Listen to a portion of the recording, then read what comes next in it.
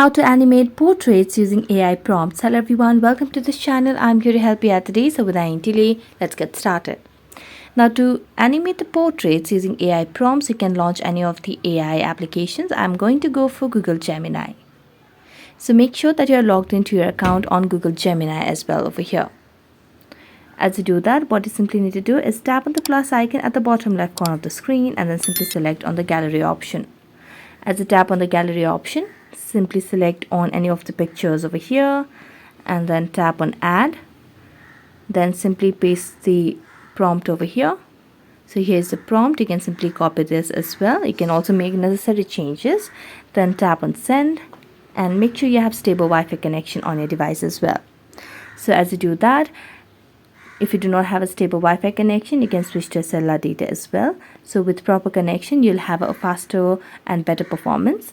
So let's wait for a while until it animates the portraits over here. So you can select your own picture as well. So since I've asked for videos, it does not do that. But you can simply ask for animate into a picture, then it will definitely be working out. So that's it. Thank you so much for watching this video. See you next time.